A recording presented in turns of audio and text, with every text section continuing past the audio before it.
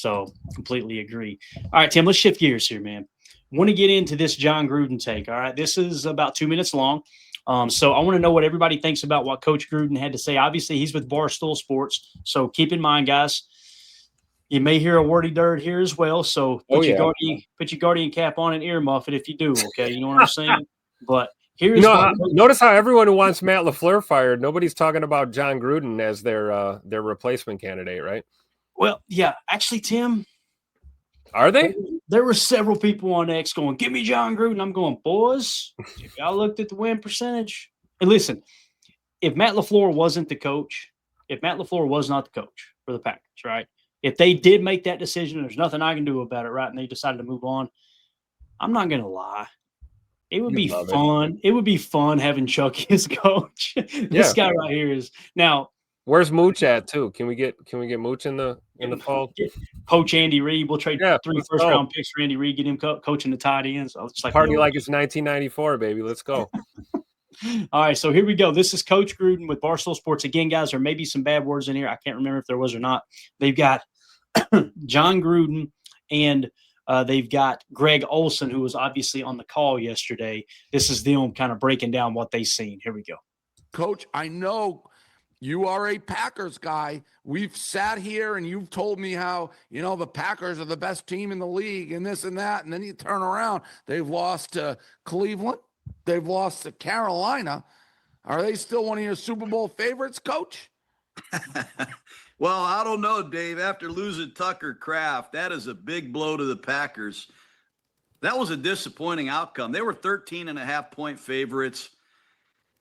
I can't explain what is going on in the NFL. I mean, the Lions coming off a bye, the Packers both in the same division. They just don't look good in Green Bay yesterday at all. And I give Carolina credit. They came in with a ball control offense, and they just ran the clock and won the game of field position, and they got enough out of their field goal kicker. But Green Bay, you're right, Dave. They ticked me off basically yesterday. I was shocked at their inability to get anything going on offense. And I'm telling you, losing Kraft is big, man, because losing Kraft is big, but I got to disagree with the coach there. To say they couldn't get anything going on offense, that's just simply inaccurate. We tied the freaking ball game in crunch time. And Jordan Love ended up throwing for 270 yards. We were averaging over 6 yards a carry at one point in the game. I think it was into the third quarter. Now they started to stop the run there. I think we finished I think Jen mentioned earlier in the chat, someone in the chat mentioned we ended up finishing over 5 yards per carry as a team. So to say they couldn't get anything going on offense, that is inaccurate. The problem was a first down interception by Jordan Love. That being on first down is just, and he's done that multiple times down his career, right? And again, when he hits on those first down deep shots, nobody complains, myself included. When you throw an interception, it's like, you got to kind of play the game that's in front of you, especially when you throw it into quadruple coverage. So I keep coming back to that, and it's bothered me. I don't want to harp on it, but it's just such an important part of the game, And again, running the football, but as you get on their side of the field, if you take that field goal, guys, you end up winning that ball game. Like theoretically speaking, I know things can change outside of that, but with the way the defense was playing, I really do think if you take that 3 points there, you probably end up winning the ball game. And there's 11 minutes left in the game. You got plenty of time. We'll talk about it on Chalk Talk tomorrow for sure. Yep. But, real quick, I love the photo selection for Coach Gruden, by the way. He looks like a cross between Chucky and Stewie Griffin coaching a football team. I love it. Great screenshot, Clay. Good old Stewie Griffin, man. I'm telling you. Where's my money, man? Where's my money? Best clip ever. The way he sips that orange juice, that's fun. Hits him with the glass. Anyway, Peter's going to get after me for him beating up on Brian. Jen Wright in the chat says 9 plays, 10 plays, long drives. Exactly, right? So definitely disagree with the coach on this take as well there, Jen. So they did have some stuff going. It's situational football, not capitalizing on those key moments, right? That's the main thing here. All right, here we go. Let's continue. Because he bails them out in a lot of situations. Talking about Tucker bailing us out. And he's a good blocker. Some of the things he doesn't even show up on the stat sheet. But that was a horrific loss for Green Bay. You called the game. I mean, people were getting mad at me because I said Drake may have him way ahead of Jordan Love on my big board of QB rankings. Greg, what'd you think? You called the game. Yeah, I mean, it played out. Keep in mind, he's a Patriots fan, too, so, of course, you're going to Drake May above him, right? Exactly the way Carolina needed it to play out. to pull a game like that off. And it was to play limited possessions, play ball control. They made the decision. They won the toss. They took the ball, kept Green Bay on the sideline. Now, part of that was the wind and the weather, and it was kind of a crazy day wind-wise, and the kicking and the passing game was a bit kind of disjointed. But it was Green Bay touched the ball 8 times, didn't punt, and scored 13 points.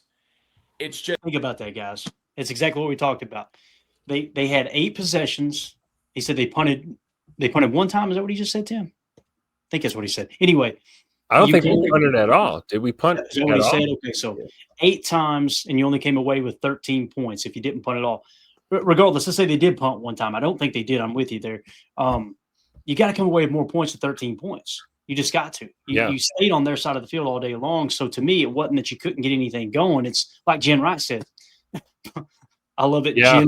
I love what Jen's the one saying this, so I'm going to read it out loud. Red zone blue. All right. So true. Great point by Jen Wright.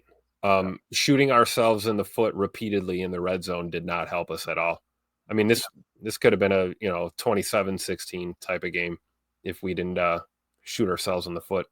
Yeah. As Jen Wright pointed out too, Greg Olsen played for Carolina and Chicago, right? If I remember correctly. Didn't he end his career in Chicago, I think, if I remember right? He sure did. He sure did. That's terrible. Yeah. All right, let's continue.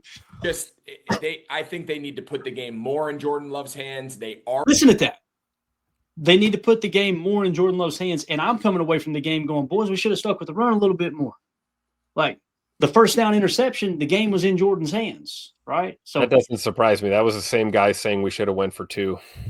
Bro, that blew my mind. Like, why in the world would you go for 2 points? If you don't get it, they've got the lead and they could just try to run the clock out, right? And if you do get it, you still lose to a field goal. So whatever, bro. What are you talking about, dude? That made no sense at all. Are a good passing offense going into that game. I had Jordan Love as a top 5 guy through the first half of the year. He was a top 5 quarterback in the league this season. And I think they need to let him do more. I think he's a really talented guy. I think he can sling it all over. I think they've got young, talented wide receivers. I agree. Tucker Kraft going down is just devastating. That was such a fluke.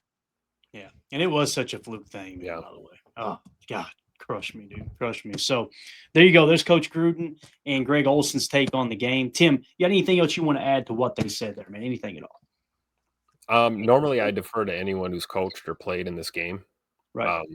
But, man, I couldn't agree more or disagree more with Greg Olsen on that. It is what it is, man. I still feel like we're what do we have? 8 games left, 9 games left, something like that. Yeah. I think we're winning 6 or 7 of them, guys. This team's going to have hiccups throughout this year. I don't think one loss, as ugly as it was, determines who this football team is. Yeah. Matt LaFleur said it best. He said, what do you say? You're 5-2-1. You're in first place in your division. You got however many games left in the season. You just got to move on. It's time to move on, Yeah. And Kansas City's 5-4 right now, but all I hear is about how they're still the real deal. All right. Exactly. Holmes MD1, good to see you, everybody. He says, Clay, we needed to throw it more. We ran it decent, but this game wanted an air attack.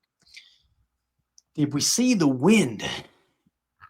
Like, to me, some of those throws were off the mark. Like, I think when Jordan dropped back to throw that ball to Christian, he expected to get on a little more there on the line, and you notice what direction it went in. Also, when Jordan threw back across his body on that 4th down, going for it on 4th down, that ball just floated and hung up there. So, to me, when the wind's a factor like that and you're averaging 6 yards a carry most of the game, I've just got to respectfully disagree there, Holmes. I don't understand.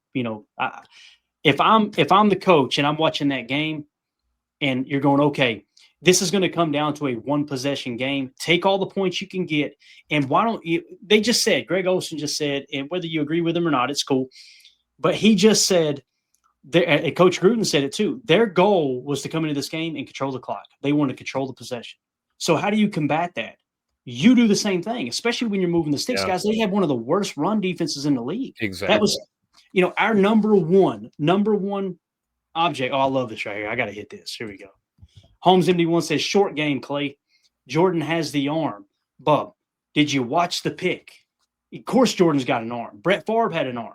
When you're throwing into 25 and 30 mile an hour gusts in Lambeau Field with the wind swirling.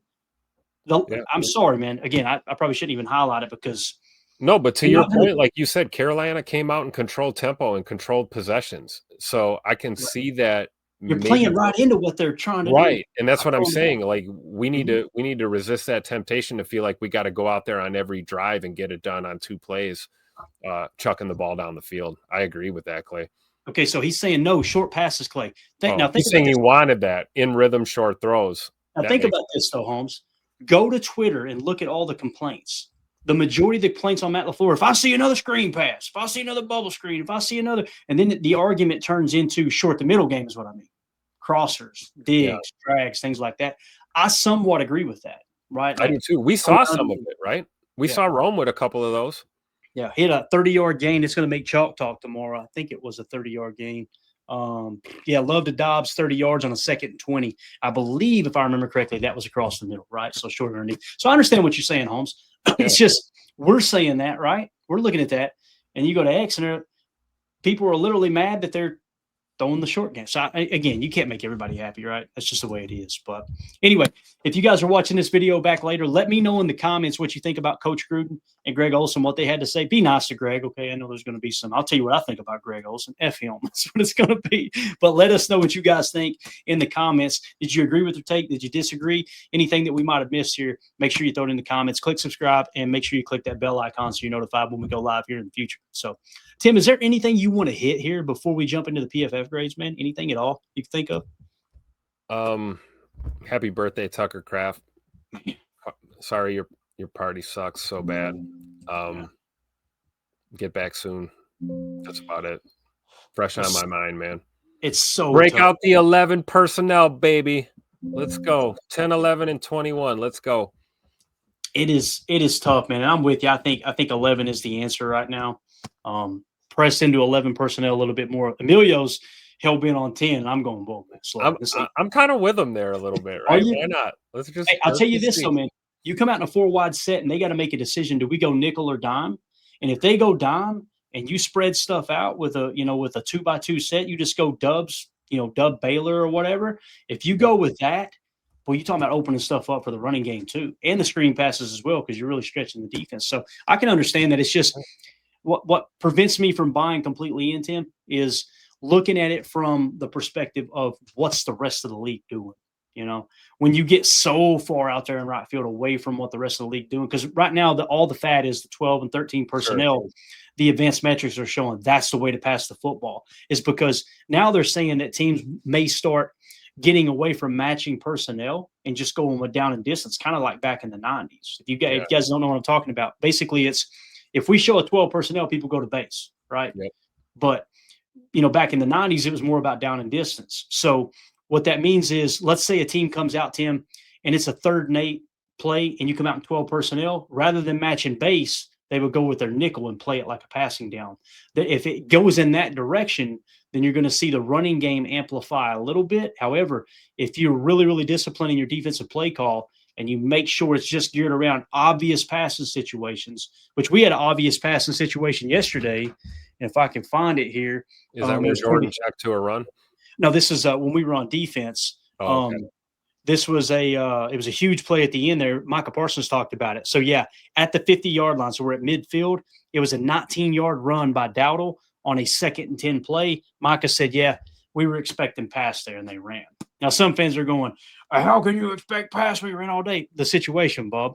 I mean, you're talking about being at the 50, 46 seconds left. I can understand why you would key in on the pass there, So, again, it's just tough. And you got to tip your cap to Carolina. I know there's some fans that refuse to believe that they're a decent football team.